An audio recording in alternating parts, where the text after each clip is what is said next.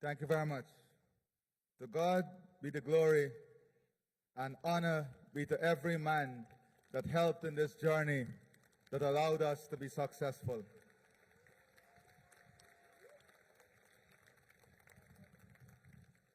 The Chancellor of the Judiciary, the Honorable Philip Peer, Prime Minister of St. Lucia,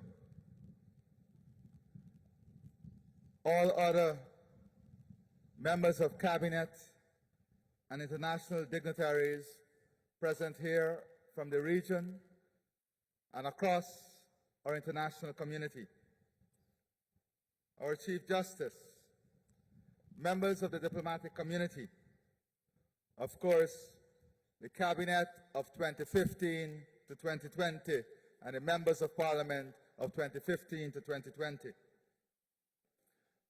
2020 to 2025. 2020 to 2025.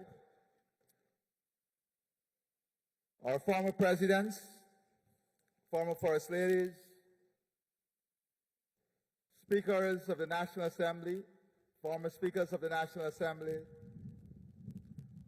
all former members of the judiciary and present members of the judiciary, special invitees, special Guyanese.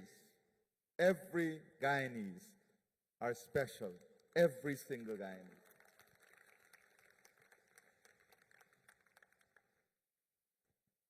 Our dear Prime Minister is there also with his wife.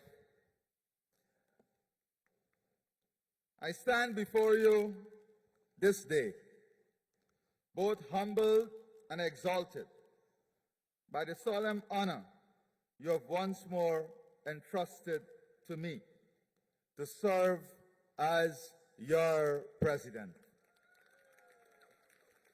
I extend my deepest gratitude to all the supporters who labored so tirelessly and with such selfless devotion to secure this re-election.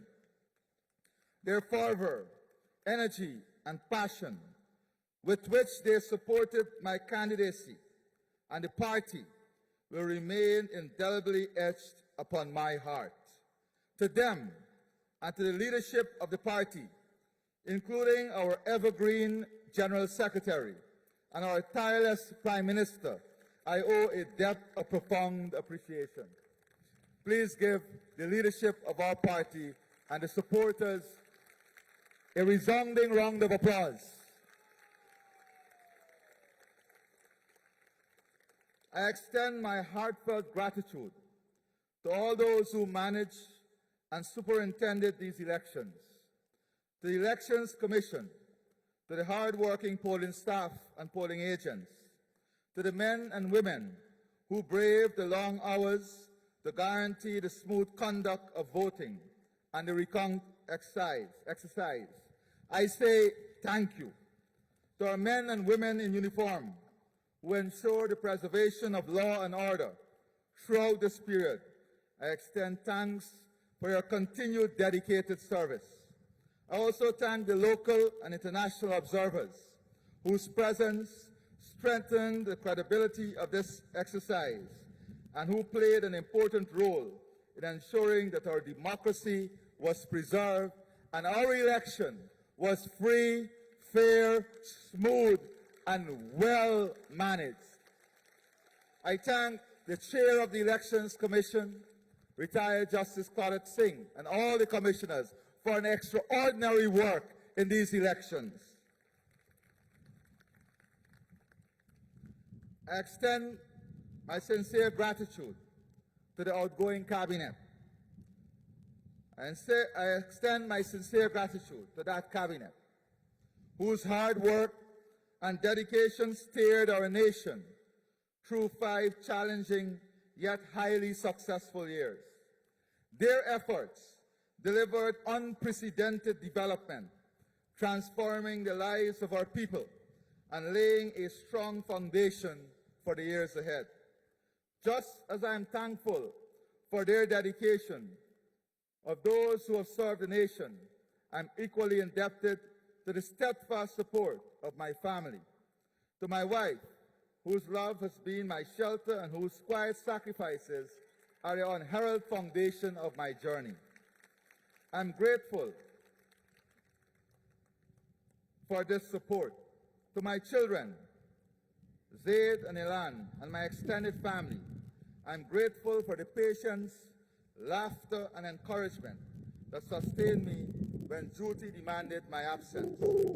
I offer eternal reverence to all of my family, to my parents.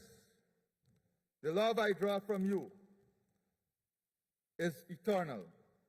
Your sacrifice is what helped to build me the person I am today. The love I draw from you, the people, and from my family reminds me daily that leadership is not a pursuit of self, but a covenant of service. It is not the benefit for a few, but for the upliftment of all. It is in that spirit that I have taken the oath of office.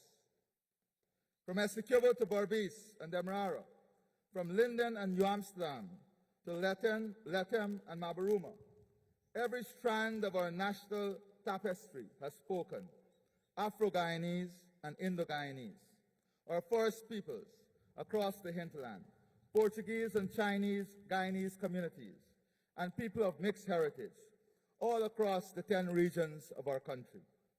One Guyana is not a slogan. It is a lived ethic. Each of us, equal in dignity, equal in opportunity, equal in respect.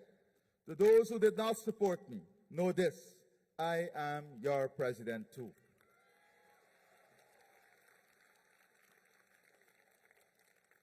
Your hopes and worries belong at the center of our work, and the respect due to you will not depend on how you voted. The colors of Pagua, the lights of Diwali and Christmas, the crescent of Eid, the drums of emancipation, the joy of Mashramani, and the circles of Indigenous Heritage Month. These are not separate calendars.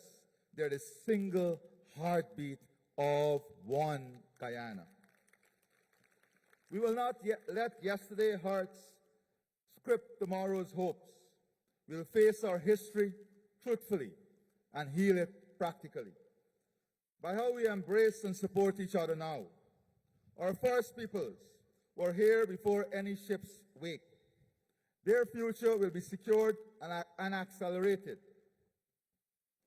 I will spend as much time listening to Linden, New Amsterdam, Lethem, and Mabaruma as I do in Georgetown, because government must be seen, heard, and felt in every community. In every village, township, and ward, a broad cross-section of our people, of every heritage and hope, has renewed our compact to live as one Guyana. That ethos is not a slogan. It is a practice to recognize each other as equal in dignity, to celebrate our differences as shared strength, and to ensure that every citizen has an equal claim to justice, opportunity, and respect. With fidelity to the oath, I now turn to the mandate you have entrusted to me. The elections are now behind us. The verdict of the electorates has been delivered. The people have spoken, and their will must stand unassailable. I congratulate every party that has secured representation in our National Assembly. Now the time has come to embrace the higher call of nation building. With elections behind us comes the responsibility to transform competition into cooperation, to build partnership. The spirit of inclusion is not a passing sentiment, but the foundation of my presidency. As I first declared on the 2nd of August 2020, I am not the president of some Guyanese. I am the president of all Guyana. That principle has guided me and the government over the last 5 years, 2020 to 2025. and it shall remain my compass in the years ahead. My mission is unchanged. It remains to serve every citizen of this land, irrespective of race, color, or creed, ensuring that every Guyanese has a place in our national family and a stake in our shared future. But such a mission is and cannot be the work of one man alone, nor of one party, nor even of one administration. It is the collective work of a people, bound together by destiny, and it is only together as a people, united in vision and purpose, that we can achieve the progress our nation deserves. This is why I stand prepared to join hands with all who cherish peace, uphold democracy, and care deeply for our nation. That includes not only the political parties represented in Parliament, but also our trade unions, our private sector, our religious and cultural leaders, our youth, women's organizations, and our wider civil society. Our greatest achievements as a nation have always come when we stood together, setting aside our differences and lifting each other up in the spirit of one people, one nation, and one destiny. Today, I recommit myself to that unity.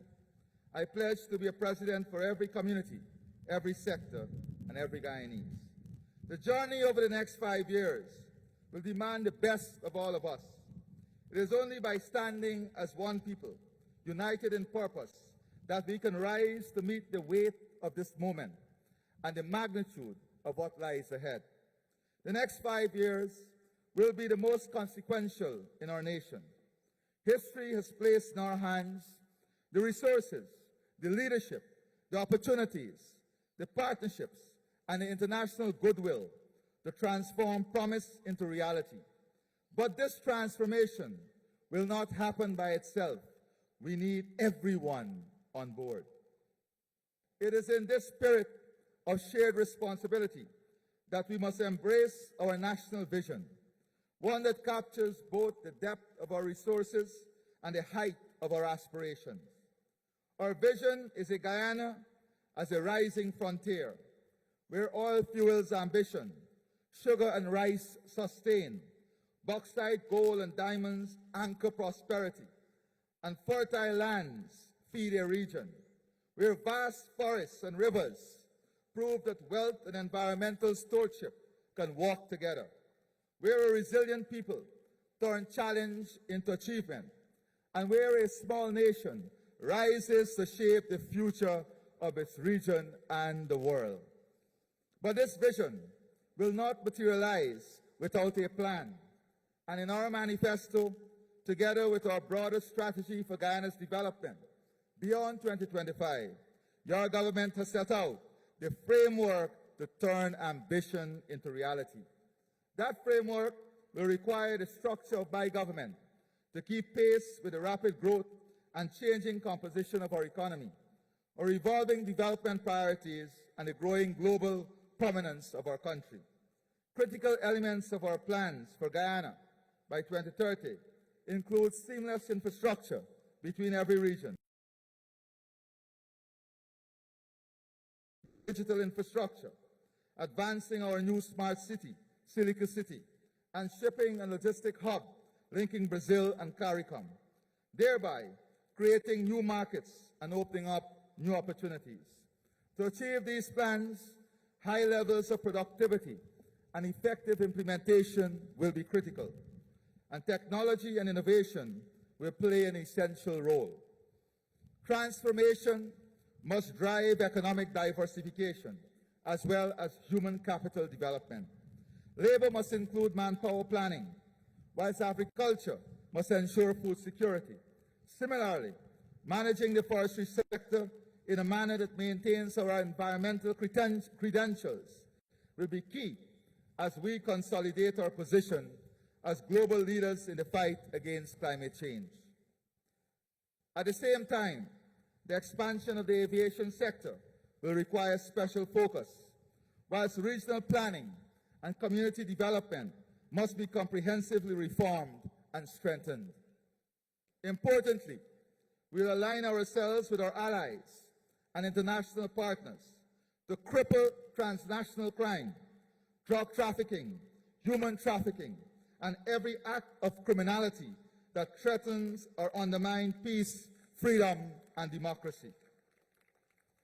My fellow Guyanese, in the next 5 years, we'll convert ambition into action and action into transformation. We will not speak in half measures. We will not hesitate. We will deliver. Yes, our oil and gas sector will continue to grow, expanding production and revenue for our people. But why stop there? We'll press forward with new exploration under a stronger production sharing agreement, ensuring that the benefits are greater, the gains are wider, and the wealth is truly for the people. But we are not a one-sector nation. We are building a diversified economy that will generate jobs, raise incomes, and secure prosperity. As part of our commitment to economic diversification, we'll strengthen the traditional pillars of our economy: mining, agriculture, fisheries, and forestry, ensuring that these sectors continue to provide jobs, wealth, and stability for our people. But we will not stop there.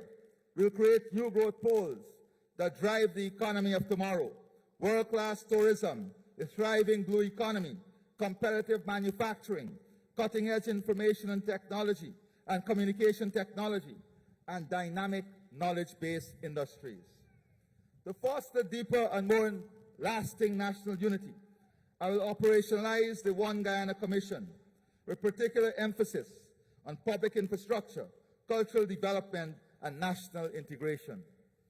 Our procurement system will be modernized and strengthened with a tiered system to promote wider participation and ensure accountability and transparency. At the same time, our justice sector reform must be advanced and accelerated. Guyana's economic future depends not only on the ambitions and policies of government, but also on the private sector, a private sector ready to drive wealth and job creation. Success will come when businesses pursue growth while ensuring fairness to their workers, upholding social responsibility, and contributing to the broader well-being of our society. It is this partnership between government and a responsible, forward-looking private sector that will propel shared prosperity. And to support this partnership between government and the private sector, we must invest boldly in the infrastructure that underpins growth, create jobs, and unlock opportunities for citizens. In the next 6 weeks, planning and preparation begin for a suite of major projects: a brand new Berbice River Bridge, a bridge across the Quarantine River with Suriname, a second gas-to-shore plant in Region 6, the establishment of an economic zone in Berbice, the construction of a deepwater harbor, the expansion of the Demerara Harbor, the building of our national digital backbone through Digital Guyana Project, and fertilizer and natural gas plants that will make Guyana an industrial powerhouse in the region. The next 6 weeks will see these projects advancing on track. But it has always been our philosophy that development is meaningless if it does not touch people's life. That is why a priority of the administration is to put more money in your pockets. We'll reduce taxes. We'll raise disposable income. We'll continue direct cash grants. We will build prosperity in every family and in every home. We'll also advance personal wealth and financial security. Over the next 5 years, we will bring more families closer to the dream of home ownership, because owning your own home is not a luxury, it is the foundation of dignity and security. We'll strengthen financial inclusion so that every small entrepreneur, whether in farming, commerce, or innovation, has the access and support to start, to grow, and to thrive. Community development is a central mission. We'll install tens of thousands of new streetlights across the country. We'll fix community infrastructure, be it roads, drains, sanitation, beautifying our communities, recreational facilities, grounds and sporting facilities. Those are priorities of the administration. We will not only keep our communities safe, we will keep our country safe. That means building the strongest and most modern defense ecosystem in our history, one that shields us from every threat to our sovereignty and territorial integrity. At the same time, we'll deepen partnership with friendly nations, strengthen ties of security cooperation, and continue to repose our faith in the rule of international law, including the peaceful settlement of disputes. Improving national security also means modernizing and strengthening our police, prison, and fire services by giving them the tools, training, and resources to serve with greater efficiency, professionalism, and trust. In this way, Guyana will stand strong, stable, and secure. We will pay particular attention to examining ways in which future threats that emerge from misinformation through AI and digital platforms can affect the lives of citizens, destroy peace and safety, and undermine democracy. And we will also pay close attention to global experience when confronting and addressing such emerging threats. We will deliver world-class health and education services. From the earliest childhood, every citizen's health will be tracked, risk identified, and treatment provided as we roll out a first-class health system. At the same time, our schools will be transformed into modern centers of learning, offering 21st century education, digital tools, and enhanced teaching to prepare our children for the future. We'll also confront the cost of living head-on. Electricity costs will be cut by half. Water tariff will not increase. No new taxes will be imposed. We'll intervene wherever necessary to shield our people from unfair or predatory pricing.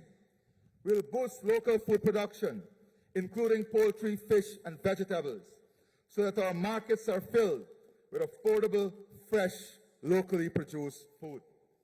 We'll empower our women, our elderly, and our youth. For women, we'll remove taxes on personal health and hygiene products. We'll build daycare and night care centers to support working mothers. We'll provide more scholarship and create greater employment opportunities. And we will intensify our fight against domestic violence. We must kill this now. For elderly, we'll raise pensions, send mobile health units into rural and hinterland communities, employ telemedicine and virtual clinics, and expand residential care facilities. For our young people, we'll expand access to skills training, ensuring free education at every level, make housing affordable, and invest in new sports facilities, including a world-class indoor arena, a high-performance conditioning center, and a cycling velodrome to produce champions of the world. As I said before, Guyana must never again be a country rich in resources, but poor in living standards. We'll also launch a national crusade against poverty itself, not just the visible poverty in our streets, but the structural roots and hidden burdens that keep families from rising. We'll fight it, reduce it, and ultimately eradicate it. The key to delivering on these commitments lies in building a highly efficient, service-oriented public service, one that places the citizen at the center of every action. We'll dismantle the bottlenecks that frustrate citizens, cut away the red tape that slows delivery, and modernize the systems that too often stand in the way of progress. We'll refashion a public service that delivers more online services, works for the people, responds with urgency, and execute with excellence, because only then can the promise of development be fully realized. Corruption undermines the efficiency, fairness, and credibility of public service. That is why we will strengthen our anti-corruption efforts by establishing a dedicated anti-corruption unit tasked with excising the cancer from our institutions and holding public and private officials to the highest standards of integrity. Every official will be required to account for their personal assets, and any who cannot do so will face the full force of the law. We'll pursue both the corrupted and the corruptors, leaving no room for impunity. On this note, I wish to emphasize that the government does not have a system of lobbying, and any person representing themselves as lobbyists or peddling access to anyone in government is misrepresenting themselves and misleading others. A special mechanism will be set up to deal with such individuals. At the same time, we recognize and respect the essential watchdog role of the media and will ensure greater sharing of information by instituting mechanisms in every ministry and department that provide the facts in a timely way. Additionally, and of no less importance, we must as a people hold those who are tasked with dissemination of information accountable for their action. They must be held accountable also. Our commitment to Caribbean integration is steady, practical, and visionary.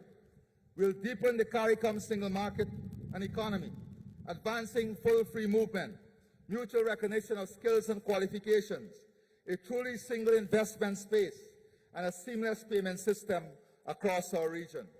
In CARICOM, our purpose is practical and people-centered, to make the single market work for ordinary families with cheaper energy, faster payment, and recognizable skills across borders, and scholarship and apprenticeships that open doors for youth.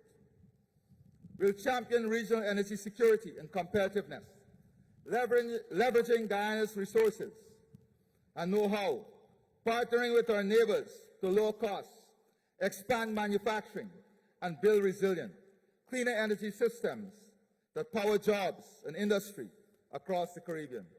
We'll accelerate food security and logistics, modernizing agriculture and agro-processing, opening new shipping and air links, and driving down the region's import bill so that Caribbean tables are fed by Caribbean farms.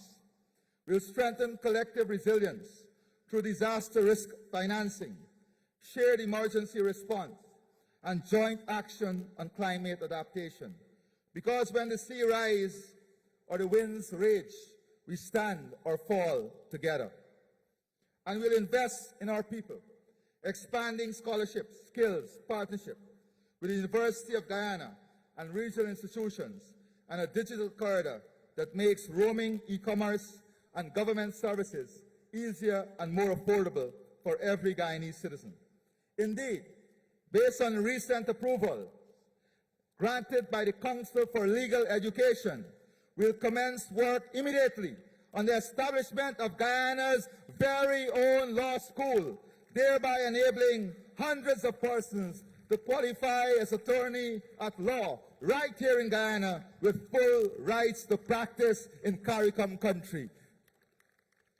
Additionally, within the next 6 weeks, we'll establish 200 medical and engineering seats in Region 2, 3, 6, and 9, making it possible for persons to equip themselves with skills in these areas without having to leave their homes or regions. These skills types are in high demand, and we will ensure that Region 9, 2, 3, and 6 in 6 weeks will be in a position to deliver education in every field of the College of Medicine and the University of Guyana Faculty of Engineering. Situated on the shoulder of South America, Guyana is both Caribbean and Latin America. We'll deepen economic ties with our neighbors, expanding trade, investment, infrastructure, and knowledge exchange, so that growth at home strengthens the wider Latin American and Caribbean community, and prosperity across the region creates new opportunity for every Guyanese. On a lighter note, some inauguration ceremony are in very cool and cold weather. We are blessed with brilliant sunshine or rainfall. We have a basic choice to make. And today, we are blessed with brilliant sunshine. Let us enjoy it.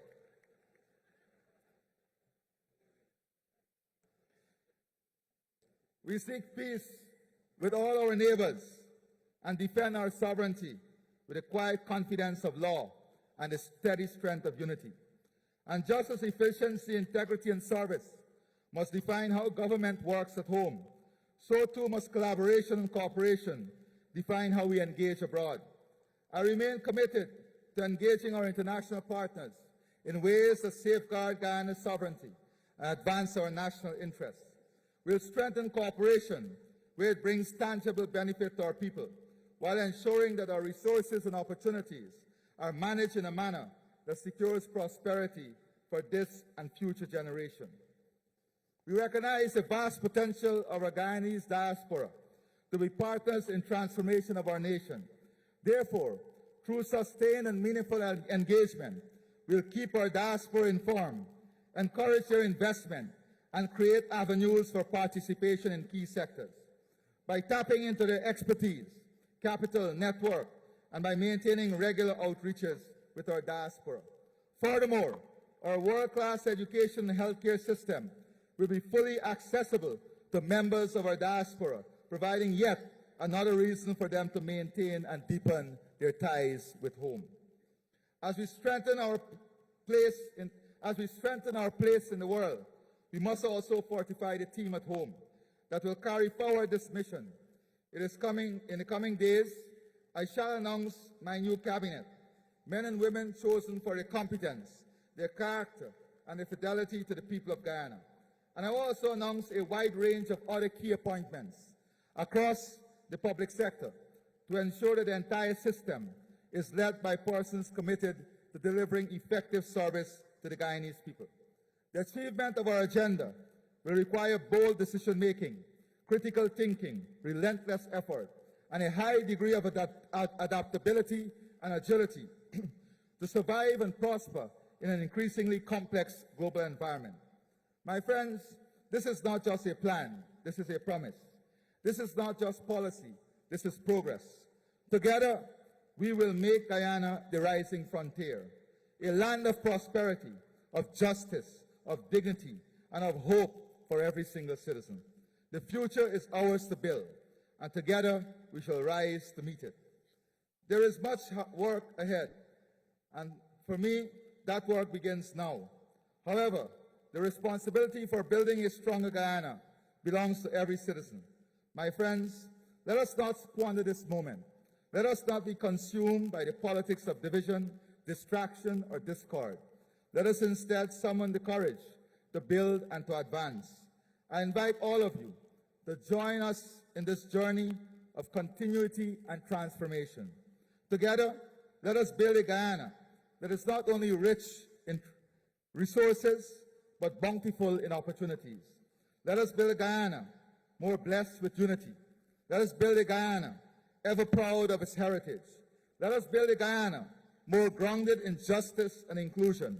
Let us build a Guyana that is prepared for the future. Above all, let us bind ourselves anew to one Guyana, a covenant in which every child, every man and woman, in coastland and hinterland alike, is given the chance to learn, to work, to build wealth and dignity, and to serve. In that shared endeavor, each of us will find room to rise. And together, we will build a strong, confident, united Guyana, worthy of the generations to come. The measure of this mandate will be simple: how far the least served can rise, and how widely opportunities is shared. Let no child doubt it. In one Guyana, your name, your village, your faith, your family's history will never limit your horizon. The future is yours to claim. Seize it and soar. Have no doubt, we'll clear obstacles, widen doors, and back your rise with unwavering resolve. Before I conclude, I want to thank my partner, Prime Minister Mark Phillips, for his extraordinary support over the last 5 years. Thank you. I want to thank the Vice President and General Secretary for first realizing in me some potential to serve this country, and then working tirelessly to ensure I optimize my potential, and then contributing seamlessly and daily in the building of this Guyana we celebrate. The Vice President is not the General Secretary and Vice President. He is my friend and brother, and I'm eternally grateful to you. Please stand and let us applaud you also.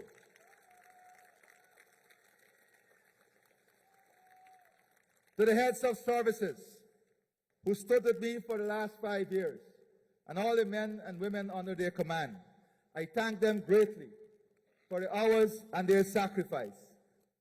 And to the Cabinet, the 2020 to 2025 Cabinet, and parliamentarians, I ask you to stand and I ask you to applaud these people for their sacrifice, the sacrifice of their family, and the extraordinary work that they would have put in to ensure this success. To all the candidates for the People's Progressive Party Civic, I ask you to stand and I ask all to applaud these candidates for signing on to a slate that they believed in, for signing on to a philosophy that they believed in, for signing on to a program they believed in, and for working tirelessly to ensure the success of that plan and program. To all our supporters, to all of Guyana, to all those who stood with us, stood by us, stood for us, to all those who spent hours defending our philosophy, our plans and programs, I salute you. Today is your day. Today is your victory, as it is all of Guyana victory. Again, to my family, I say thank you for your patience and your love. May God bless each of you, and may God bless the Cooperative Republic of Guyana. We are stronger together, and there is only one way: forward together with the help of God and people. Thank you.